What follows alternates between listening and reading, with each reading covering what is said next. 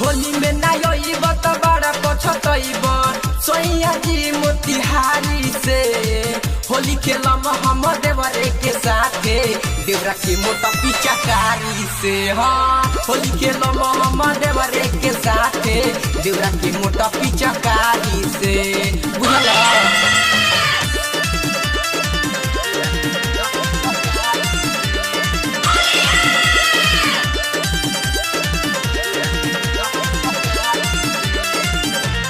हर बेर कहला कि होली में आएम कहे तू राजा बुलैला पूरा हो गाँव खेली गंगा में होली कहे ना राजा तू अइला। ए राजा हर बेर कहला कि होली में आएम कहे ना राजा तू अइला पूरा हो गाँव खेली गंगा में होली कहे ना राजा तू अइला।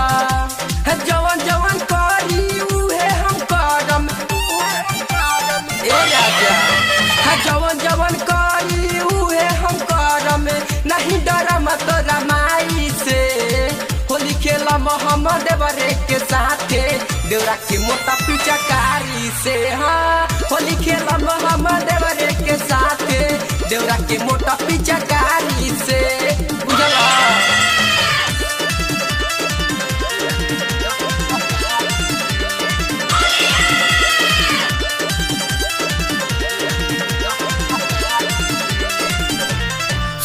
रोशन पी के होली में डोली सभे रही पागलाइल सागर बुझेला भौजी के बतिया एही से बासटी आइल। सूर्या रोशन पी के होली में डोली सभे रही पागलाइल आजू चंदन जाने भौजी के बतिया एही से घरे बयाइल।